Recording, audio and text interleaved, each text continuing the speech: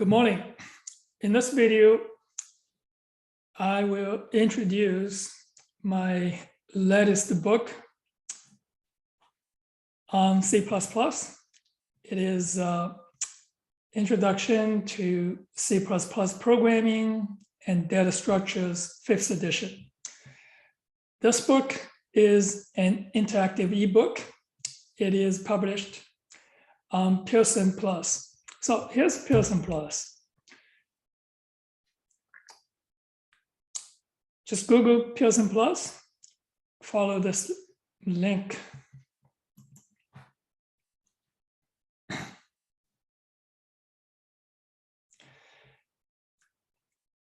Now, you can sign in.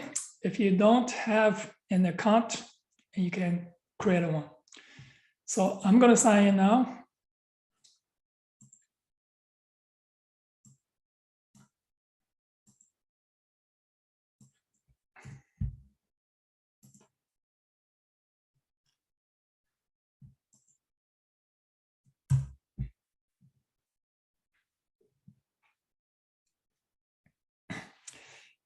After you sign in, you can explore all the titles in Pearson+. So I'm going to search for my titles. And this is the latest C++ title. I'm going to click on this, and that is C++, 5th edition. I already have this book, so I'm going to go back to my page and I'm going to open this book now. This is an interactive ebook. So unlike traditional print book, and this book allows you to interact with your book. So it is an interactive ebook. All right, so look at all this table of contents. I'm going to show you some features in this book. Let's go to one of these sections. I'm going to do, I'm here, section 5.2. All right, so this is section 5.2, the while loop. And this section has a flowchart, and this is an interactive flowchart. Now you can see how this flowchart works, and through this animation, I'm going to change this count to 1. So we're going to get a quick demo. The statement initializes count to 0. Now here's the audio icon. I'm going to turn it on. You can turn it off and on and let the animation speak for me. Count is now 0. 0 is less than 1 is true in this case. The loop body will be executed. The loop body is executed. Count is increment by 1. Count is now 1. 1 is less than 1 is false in this case. The loop is finished. The next statement after the loop will be executed.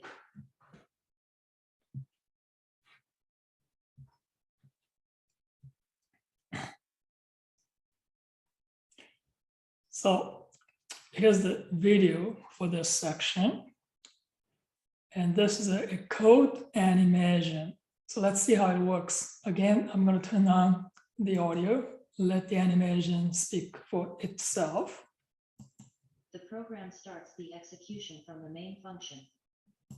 The statement calls the srand function to set a seed for random number generator. Check your understanding. Note that in all code animation, you can use mouse or finger to move highlight, explanation, output, and check your understanding box freely. What will be a possible integer for number 1 after this statement is executed? Enter the smallest possible integer, a space, and the largest possible integer. The statement generates a random number 8 and assigns it to variable number 1. So I'm going to enter my answer here. Let's see if this is correct. You are correct. Number 1 is a random integer between 0 and 9. In this sample run, the random integer is 4. Now you see this is 4 is assigned to number 1. The statement generates a random number 8 and assigns it to variable number 2. The statement tests if number 1 is less than number 2. If so, swap number 1 with number 2. In this case, the condition is true. The statement assigns number 1 to temp. The statement assigns number 2 to number 1. The statement assigns temp to number 2. The statement prompts the user to answer the question. The statement declares variable answer.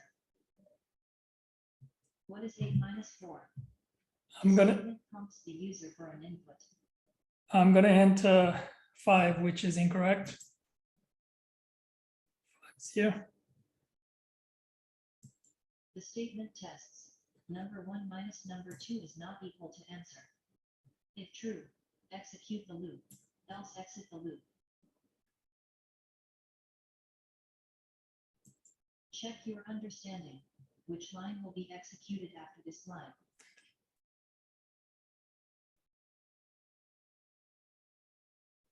Now, right now, this condition is true. So this is number 1 is here's 8, number 2 is 4, and the difference is 4. 4 is not equal to 5, so that's true.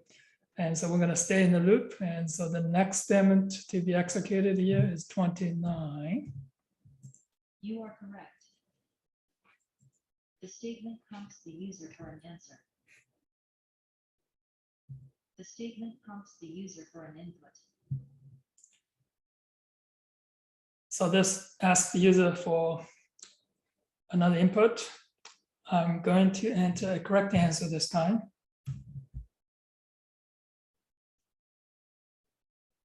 The statement tests number 1 minus number 2 is not equal to answer. If true, execute the loop, else exit the loop. Check your understanding. Which line will be executed after this line? Now this condition is now false. This is going to be end the loop, and now the next line to be executed is 34. You are correct. Your answer is correct. The main function exits. The program is finished. You can restart the animation. Now this is an example of code animation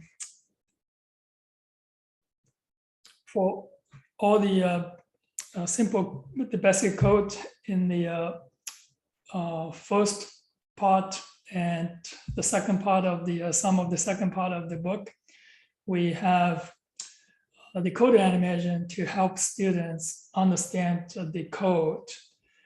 And code animation simulates the execution of the program, and also it prompts the user for questions to help students to understand the code.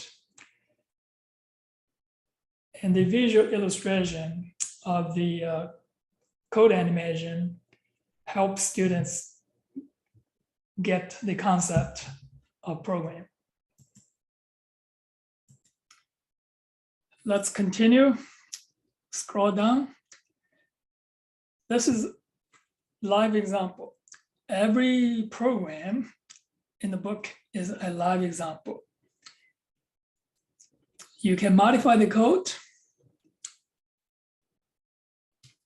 So here, this is to include C time, and this is here's fill in code, and here fill in code.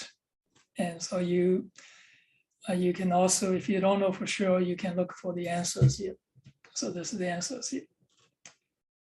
And this reset, and it goes back to the original. And you can modify it.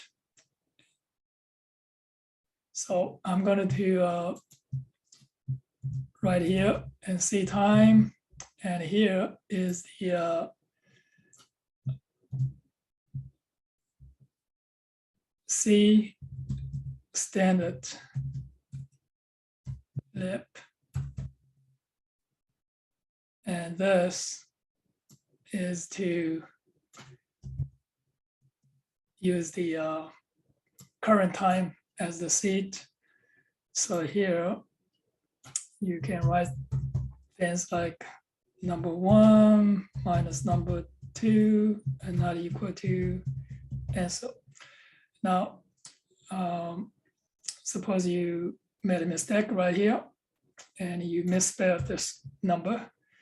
And now you're going to compile and run. So, first thing is this standard lib is misspelled.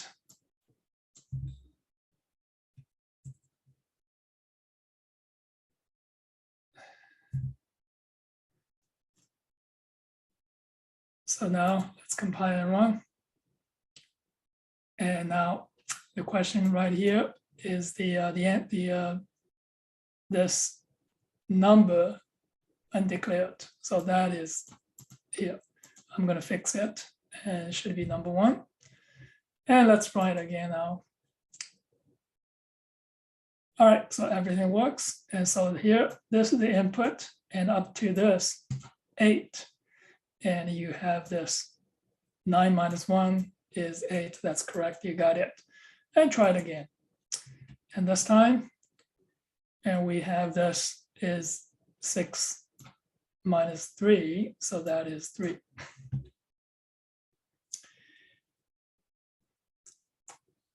Now, this is, again, an example of live example for programs.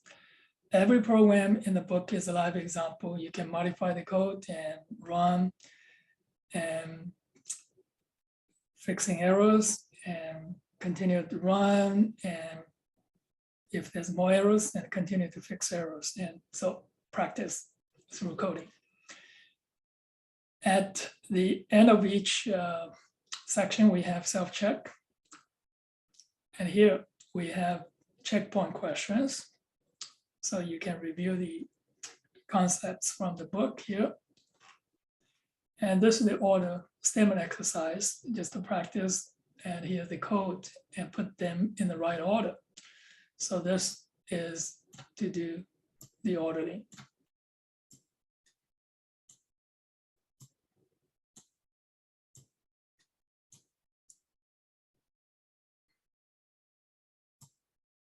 So this is the correct note. And this is word matching exercise. You match the key terms with the description. So continue to do this. And this is a free exercise. So here's a description of the question, and you write your answers here. So you put your answers. It's correct. All right, let's look at another animation. So there are a lot of animations. We have animations for all the classic algorithms. So let's go to this chapter 7, and let's look at sorting algorithms. So here is the animation for selection sort. So I'm going to change the size of the array to 15.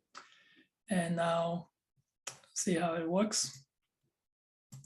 The minimum value is 12 and the first value is 70 in the unsorted sublist. So find the minimum value here and swap with the first one. 12 is swapped with 70. And I'll continue in the remaining unsorted list, find the smallest value. The minimum value is 14 and the first value is 25 in the unsorted sublist. And swap 14, the minimum value, with the first one in the sublist. 14 is swapped with 25. So continue the process.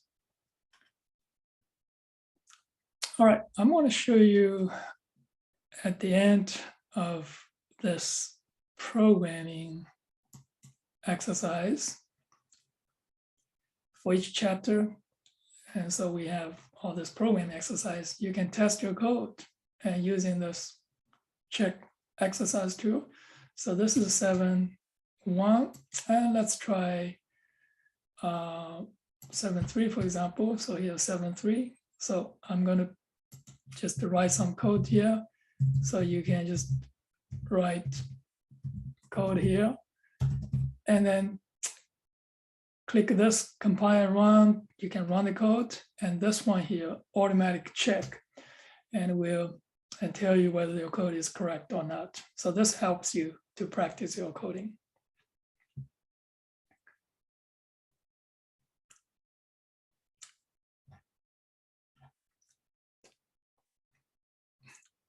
This book is on C++ programming and also contains data structures. And you see the table of contents right here, and we have the data structures chapters, and sorting, linked list keys, priority keys, binary search trees, STL containers, STL algorithms, hashing, AVL trees, graphs and applications, and weighted graphs and applications. That is all for this book. Thank you for watching. Bye.